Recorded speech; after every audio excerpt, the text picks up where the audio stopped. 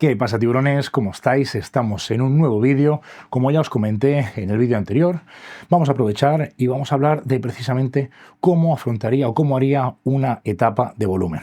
Aquí lo primero que hay que hacer es una diferenciación. No es lo mismo un volumen de una persona que está empezando, un chico de 18, 19, 20 años, que una persona más mayor. ¿Por qué? No soy para nada partidario de hacer volúmenes donde se gane mucha grasa, pero sí que es cierto que hay momentos, por ejemplo, un chico, ya comento, un chico joven, en los que sí que te puedes permitir ganar algo más de grasa que una persona, por ejemplo, de 40 años, que luego le va a costar mucho más quitársela.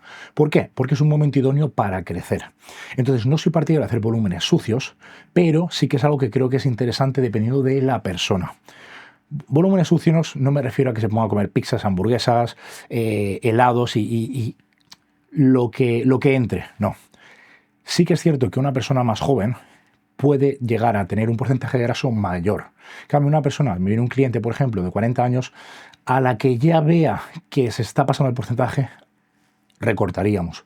En cambio, un chico que está, ya os digo, me viene un chico de 18 años, oye, no hay ninguna prisa por definir, sigue creciendo porque es que este es un momento óptimo para ello. Entonces, ¿cómo plantearía una etapa de volumen? Lo primero de todo es que los volúmenes muy largos no existen. ¿A qué me refiero? Tú puedes plantear, voy a hacer un volumen de 3 años. No van a ser 3 años de volumen. Vas a tener que hacer pequeños parones. ¿Lo quieres llamar un volumen de 3 años? Lo puedes llamar así, pero ten en cuenta que en realidad no. Vas a hacer bloques. En esos bloques, por ejemplo, vas a coger y vas a aprovechar pues momentos en los que vas a comer más y pequeños momentos en los que vas a tener que bajar la comida porque no vas a aguantar. O sea, metiendo cada vez más calorías no vas a aguantar un año porque acabas reventando. Entonces, en un usuario, por ejemplo, de farmacología, se suelen hacer los descansos en una etapa de volumen justamente pues cuando aprovechas y descansas del uso de química. Por ejemplo, se hace un bloque, me lo invento, 10 semanas de preparación, donde se come mucho más, y luego, ya os digo, por ejemplo, si se hace un descanso, me lo invento, 6, 8, otras 10 semanas, donde se baja la cantidad de comida. Y luego se vuelve a retomar, ¿vale? Eso es una forma de hacerlo, hay muchas, pero esta es una de ellas. En una persona natural, que no utilice ningún tipo de fármaco, el volumen va un poco diferente en cuanto a tema de tiempos, pero lo que va a marcar cuándo parar ese volumen, ya os digo, volumen por ejemplo de 2 años, cuándo empezar a bajar la comida es cómo va el aparato digestivo. ¿Cuándo parar una etapa de volumen? Vale, el volumen lo pararía siempre por 3 motivos. Lo primero de todo, te has puesto muy gordo. Si tienes un porcentaje graso muy elevado, el volumen toca cortarlo. ¿Por qué? Porque al final no es óptimo para el cuerpo. Cuando tenemos mucha más grasa, tenemos más adipocitos, sube el estrógeno, ¿vale? Y eso va a favorecer que haya un entorno para acumular más grasa de la que deberíamos. Entonces, en un caso, o en el caso, mejor dicho, de tener un porcentaje graso ya muy alto, tocaría bajar. Otro de los motivos por el cual pararía una etapa de volumen, la pararía por un objetivo. Imaginaros, estamos ahora en diciembre de 2025, llevas unos meses en volumen y tu objetivo es verano, junio 2026. Perfecto. ¿Cuánto tiempo calculo que necesitas para bajar? 20 semanas viendo el porcentaje graso. 20 semanas viendo el porcentaje graso. Perfecto.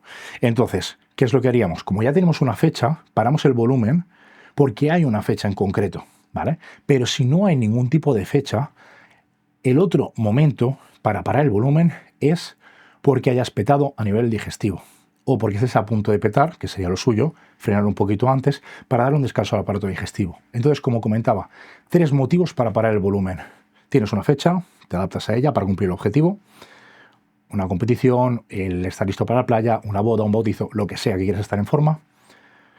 Has petado a nivel digestivo, tengas la fecha que tengas, te toca aguantarte y te toca bajar, porque si no, ya digo, no vas a poder seguir comiendo, porque una cosa no es lo que comas, lo importante es lo que lleguemos a asimilar. Porque esto es algo muy típico, 5.000 calorías y la persona pesa 100 kilos. Empieza a comer, no sube de peso. 5.500, no sube de peso. 6.000 y no sube de peso. ¿Cuál es la diferencia? Pues que en lugar de cagar una vez al día, que está cagando 5. Que está todo el día con gases, se encuentra mal. Entonces no estás asimilando la comida. Entonces es algo súper, súper importante. Entonces ya os decía, una fecha, problemas digestivos o que el porcentaje graso se nos haya ido de madre. Muy importante, como ya os he dicho, controlar el porcentaje graso. Una cosa que tenemos que tener en cuenta es que en una etapa de volumen, por muy bien que la queramos hacer, siempre se va a acumular algo de grasa, ¿vale? Eso es algo importante tener en cuenta.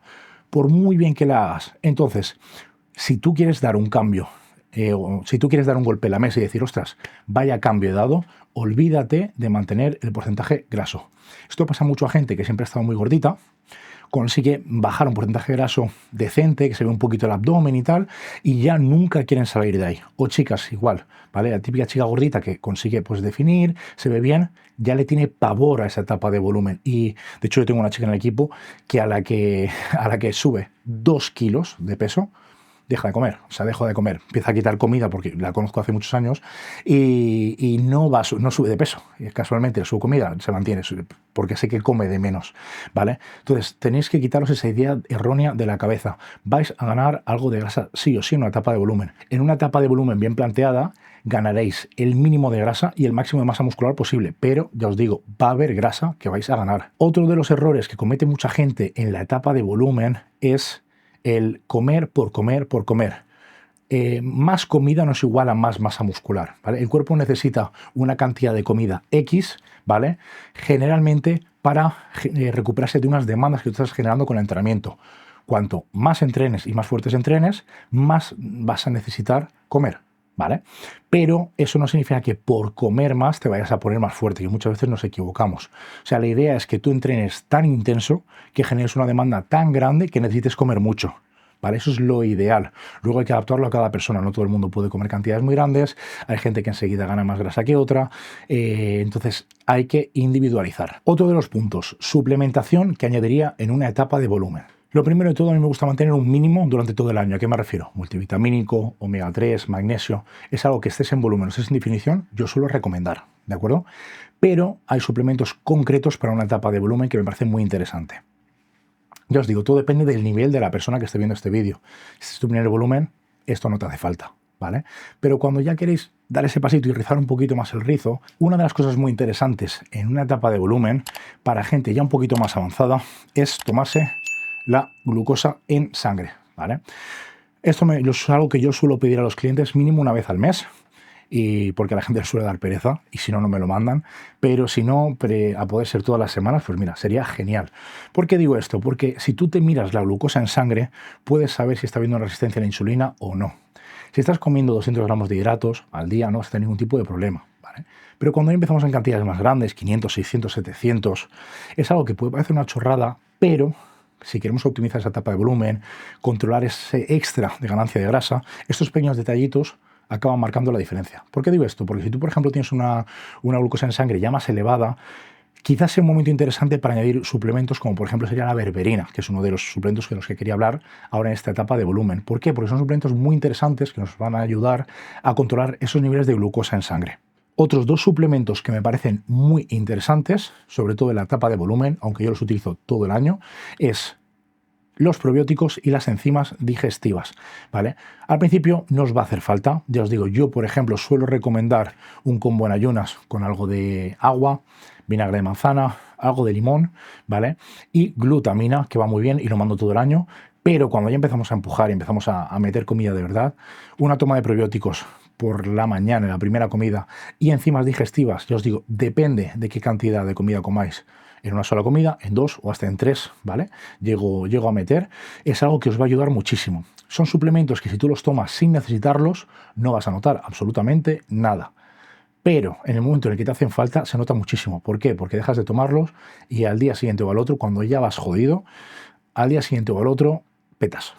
Cuando digo petas es que de repente el apetito baja a la mitad, ya ves la comida y empiezas a tener asco, estás con digestiones mucho más largas. Entonces son suplementos que yo digo de rescate para tener a mano.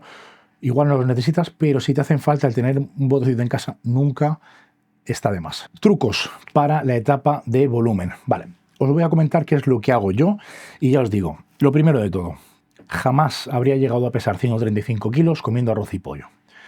¿Qué os quiero decir con esto? No os digo que empecéis a comer helados, turrones y tal, porque vais a reventar. O sea, vas a subir muy rápido de peso, te vas a poner muy gordo, te vas a encontrar mal y no vas a rendir más entrenando. Entonces, eso es una cagada. Pero sí que os quiero decir que hay pequeños trucos. Por ejemplo, estás haciendo 5 comidas. Yo, por ejemplo, no soy partidario de hacer 6, 7, 8 comidas. A mí, en mi caso concreto, siempre me ha ido mejor hacer 5, ¿vale? Y a medida que tengo que comer más, pues haciéndolas más copiosas.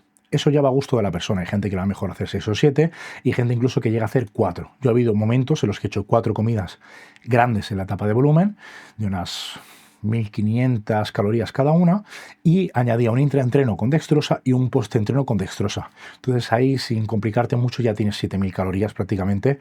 A ver, sin complicarte mucho, hay que comérselas, pero haciendo 4 ingestas, ¿vale?